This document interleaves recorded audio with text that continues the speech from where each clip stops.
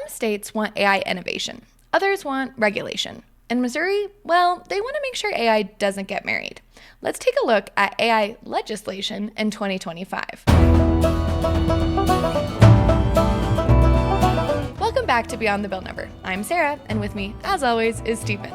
Today, we're diving into one of the hottest topics in state legislatures right now, AI regulation. It's a subject that lawmakers have been buzzing about for years, and last year we covered some really key AI-related bills like combating AI deepfakes in elections, California's bold move to tame the AI beast in healthcare, and, of course, War Games reboot, Congress vs. the Robot Apocalypse, where we learned that, thankfully, Congress is not planning to let AI launch nuclear weapons anytime soon.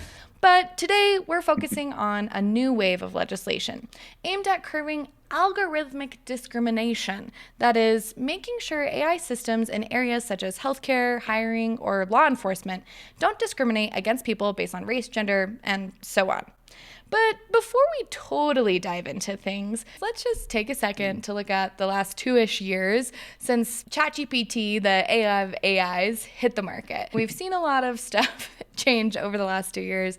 There's been a lot of fights. There's been it feels like this every 3 weeks of what's happening with AI. It's really on the up. It's really on the down. We had the DeepGram situation earlier this year where people thought that completely negated everything with OpenAI, and then that changed, and then here, there, everywhere. You and I both use AI in different pieces of our life. I don't think, either one of us are super dependent on it, but definitely trying to figure out how these types of tools can help us become more efficient and effective. Have you noticed anything interesting or started using any new AI tech lately?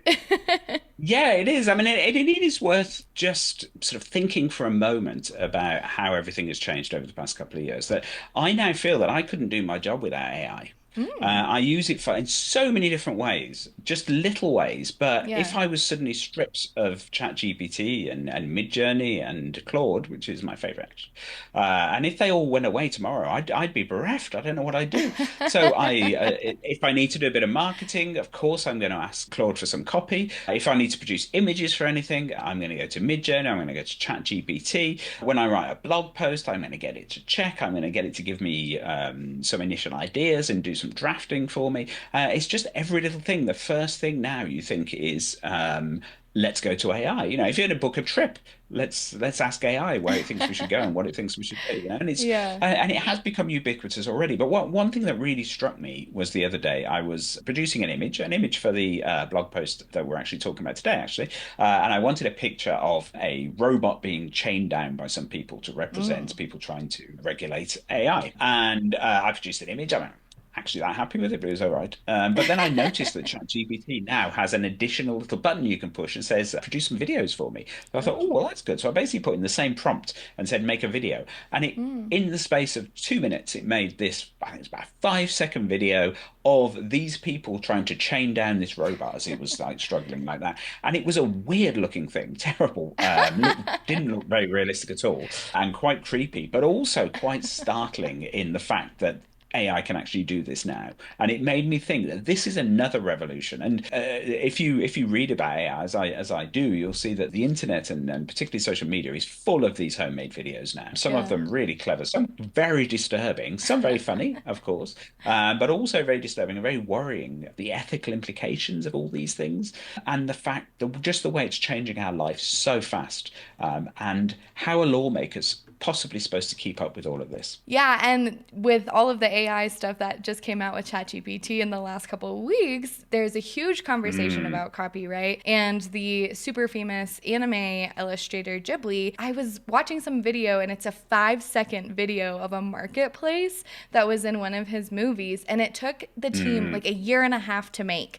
And so your Yeah. crazy robot chains video that, 5 seconds, took 2 minutes of ChatGPT, and his art that he is so proud of, he does it the right way, took 1.5 years. And this AI Yeah. is just completely ripping it off. It was so funny. I started seeing all these pictures of everybody looking Yep. like they were anime, and I was like, what is this new AI thing that's going on? And then a lot of my It's friends are, really into anime and started yeah. posting about it. We're super upset. Well, there's basically two ways to look at this if you're the actual creator.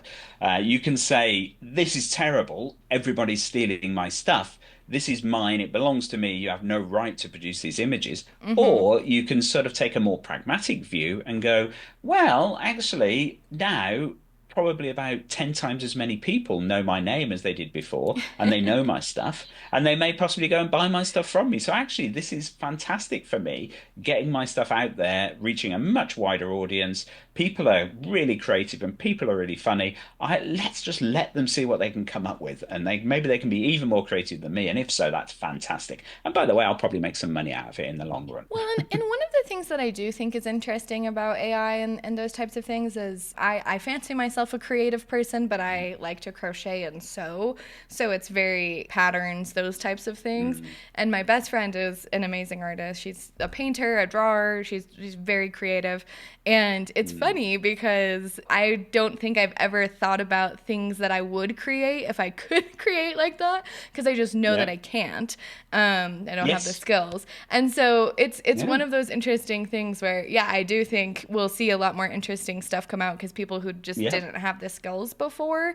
I'm even thinking about how we use AI here at Build Track 50. And, I've been working here for over 11 years now.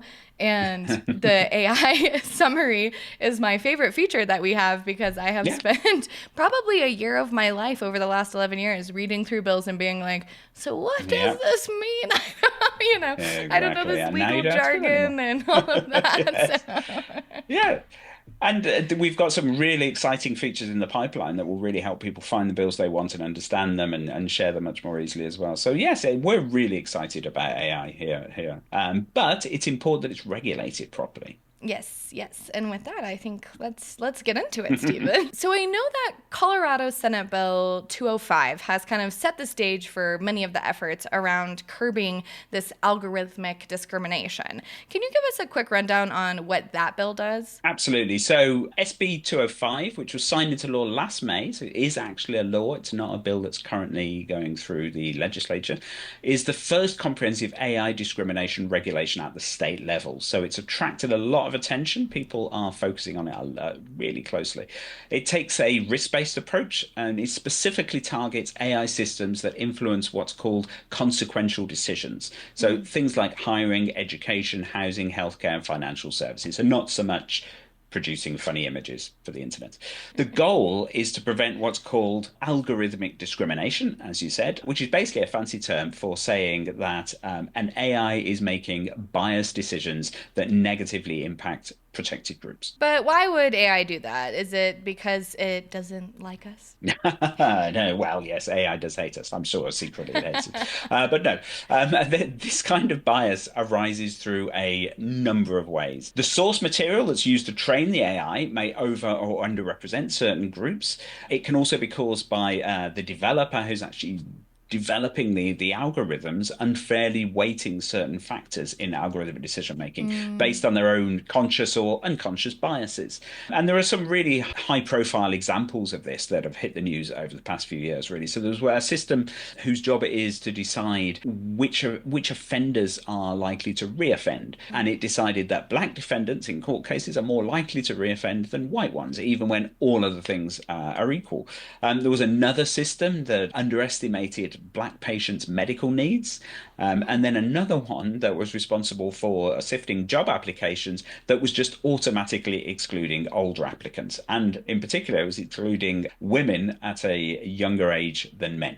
So it was doing two bits of discrimination there. Now, we should point out at this point that opponents of this kind of regulation do claim that these cases are quite isolated cases. Yes, they attracted a lot of attention, but it's basically because there aren't that many of them. And that they were caught by existing regulation and corrected. So it's quite easy to catch these things and correct them, at least according to the opponents of regulation. I remember when OpenAI first came out, somebody started training it with a whole bunch of really racist stuff, and then it started Yeah. spitting back like some pretty terrifying stuff, which they figured out pretty quickly. But if that's not figured out quickly, who knows what could happen? Well, absolutely, and it's more difficult now because obviously the large language models are trained on vast quantities of material, so it's impossible to police everything. And where does that material come from? Mm-hmm. Who's allowing these AIs to actually use material for training and who isn't, and does that therefore introduce biases? It's quite complicated, really. So the Colorado law then requires developers to take reasonable care to prevent discrimination. It also requires that they document system limitations and be very, very transparent about the risks. On the other side, companies that use AI, which the law calls deployers, have to conduct risk assessments and disclose when AI is making decisions about people, which all seems quite reasonable. Right. And there's been some concerns about implementing it, right? Governor Polis Mhm. even called the compliance requirements complex. What's happening around that? Yes, yes. So Polis signed the bill, but he had some major reservations. And so to address his issues, Colorado formed what's called the AI Impact Task Force, Oh. which has been working on refinements to the law. In February, just a couple of months ago, they issued a report and they suggested a whole raft of changes to make the law more workable. So things like clarifying the vague definitions, adjusting impact assessment requirements, possibly tweaking the enforcement mechanisms.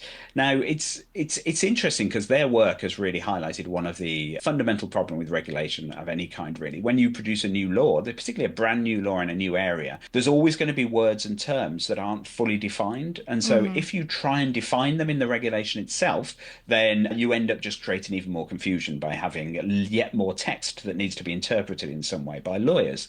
So what you tend to do is just put the law out there and then wait for case law to arise, which actually helps you decide how this law should be implemented. So basically, somebody will get taken to court, the judge will make a ruling on it, and then that will become case law that will help other companies know how they should actually implement this particular law. Now, the problem with that, of course, is that nobody wants to be the first company that has to Right. get taken to court because it's obviously bad for your PR, it's really Mm-hmm. expensive, and obviously no one wants to go to court. So it actually exercises a chilling effect if you're not careful, as all these companies step back and say, well, we're just going to wait a bit until somebody else takes the plunge and actually Mm. faces these possible court cases. So yeah, it's difficult. It's difficult to do this. Yeah, I think we see that in a lot of legislation where they're like, let's get something out and see. Okay, well, while Colorado figures that out, other states are also jumping on board. What does the broader 2025 legislative landscape look like when it relates to this? Well, it's very busy. I mean, we're tracking nearly 80 bills across multiple states which are related to this kind of regulation, many of which draw their inspiration from this Colorado bill, but sort of add on their own twists. So, some of the highlights: Illinois, we have SB 2203, which is called the Preventing Algorithmic Discrimination Act. So, this one's notable because it includes a private right of action, meaning individuals can sue for damages if they're harmed by AI discrimination. So, that could be a real game changer there. Wow. New York has a number of bills, but one of them, S1169 in the Senate, it requires independent third-party audits of high-risk AI systems every 18 months. So the idea Oh. really is to prevent companies from just checking their own homework. You want somebody else on the outside actually looking at Mm-hmm. it. Vermont has House Bill 341, which is pretty wild, this one. It introduces the concept of an inherently dangerous AI system, AI that's so Oh. risky it needs a whole new regulatory framework all to itself. And it creates a division of artificial intelligence to oversee AI use statewide. Okay. Uh, then you have Texas. Of All course, right. we have Texas. Texas has House Bill 1709. It takes a more prohibitive stance. It bans certain AI applications outright, like AI-driven social scoring and systems designed to manipulate human behavior. Okay. Then we have Missouri, of course. So we mentioned Missouri at the beginning. Missouri is always in the mix somewhere, isn't it? So in Missouri, we have House Bill 1462. Trying to keep things interesting, their bill is called the AI Non-Sentience and Responsibility Act. It includes a range of different provisions, basically saying that AI cannot be classed as a human being, and it bans them from getting married. Because, these are obviously the priorities. Now, let's just hope that our AI overlords don't get too upset by being banned for marriage, because who knows how they could retaliate. I gotta say, AI marriage bans. It's the year for people bringing back marriage bans, 2025. That's right. I did not see that one coming.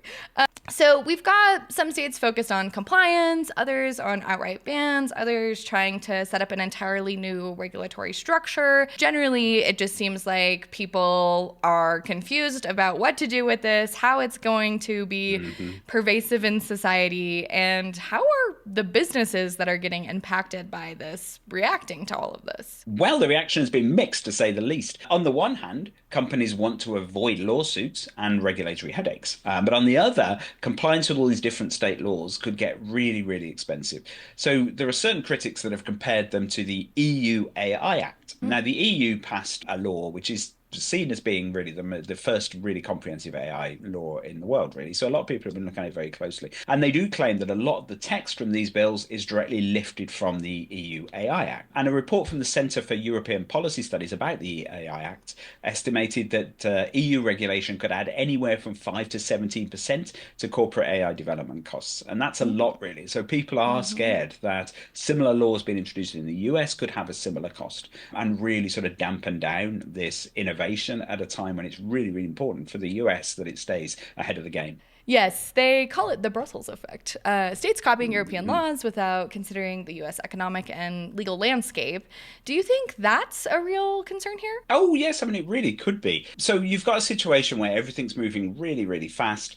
States don't really know how to regulate. They don't know what they're regulating. And to be honest, the legislators themselves probably don't really understand it. So there's always going to be a temptation then to reach out to laws that are in existence and say, oh, well, that seems like a good idea. Let's sort of borrow that one. And that's often a good thing, particularly if the law's been quite successful, to say, well, let's copy something that's been successful. And Colorado's law really does have lawmakers sort of scratching their heads on how to enforce it. And other states passing similar bills before we've even figured out what works. And Colorado has actually figured out exactly how to make their law work. So critics argue these bills could become some of the most significant tech regulations in US history without clear proof of any widespread harm or, in fact, that they're going to help the situation. Yeah, and this is an interesting thing where I feel like it took a really long time for a lot of regulations that we're seeing now as it relates to the internet, safety protocols, things like that.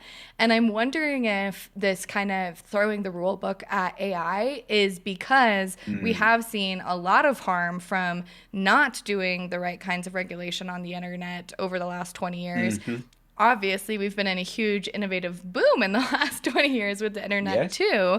And so I agree, it's going to be really interesting. But I also think having that proof of widespread harm, the widespread part of that is the scary part of it, which we're trying to stay away from. So, where do we go from here? If these laws are coming, how do states strike the right balance between protecting people and not causing widespread harm, but also not crushing innovation and kind of what seems to be a new frontier? Yes.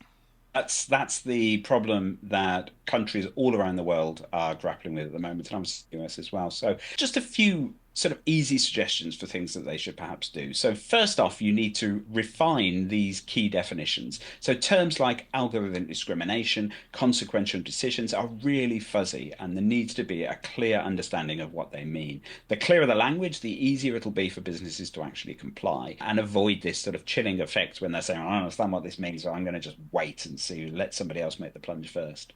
Right. If you don't know what a law requires, how can you actually follow it? Yeah, exactly. So then there's the small business exemptions. So some states like Hawaii and Illinois set the exemption bar at just 25 employees, which is pretty low, really, especially for startups that might be using AI but don't have the resources for these quite heavy compliance costs. So instead of stifling innovation, giving smaller businesses a little bit more breathing room? Right. I mean, that's the American way, isn't it? And that leads to outcome-based regulation. So instead of prescribing exactly how companies should prevent AI bias, lawmakers could focus on measurable fairness outcomes. So it gives businesses flexibility to find the best way to comply without being boxed into rigid technical requirements. That makes sense, but also seems to be a little convoluted. What about enforcement of all of this? Well, this is a really big one, isn't it? So, giving companies a cure period. So, instead of immediately slapping businesses with fines, lawmakers should allow time to fix compliant issues first. And it makes the process more collaborative rather than just punitive. And it should help with compliance as well, then, because companies feel more comfortable about holding their hands up, saying, "Oh, actually, yeah, we've cocked up here. We haven't quite done this, but we're going to fix it now." Okay, one other question I had just going through my brain of thinking about you saying in Illinois and in Texas and Missouri, we have this, and this, and they're all these crazy different approaches. And Yeah. we're having a lot of states' rights conversations right now. We're having a lot of states' Mm. approaches conversations right now across all different types of things. So, what happens if every state starts doing its own thing? Then you have chaos, pure chaos, really. So that's why avoiding a patchwork of conflicting laws is so important. Now, the Biden administration, of course, realized this, and they were in the process of introducing regulations which were going to be nationwide to sort of help this problem. The Trump administration taken a very different view. They immediately got rid of all of that and stopped it all because they want the innovation. They want companies to be able to do their own thing. So if you end up with states then taking on this job and every state passing slightly different AI regulations, companies operating across state lines will have a nightmare trying to comply with all of them. So some level of coordination is really crucial. But having said all of that, of course, this is a very common issue in the United States. It is one of the big disadvantages of the federal system. Federal system has a lot of huge advantages. This is one of the disadvantages. So it's fair to say that American companies are pretty good at dealing with these kinds of issues, and they all have big teams of compliance officers. And a lot of our customers at BuildTrack 50 are in exactly that field. Well, it sounds like lawmakers have their work cut out for them and these compliance armies at these companies. Yeah. And I mean, considering how fast AI is evolving, this is just the beginning. And we're after smart regulation, but not just regulation for regulation's sake. Exactly. States need to be really careful not to kill AI innovation in an attempt to make it fairer, and basically not to give into scaremongering as well, which is difficult in this field. I mean, is it going to be Skynet where it's going to wipe us all out, or are we all going to find ourselves in the Matrix? Well, probably not, to be honest. But there are very real threats there and real risks that do need to be handled.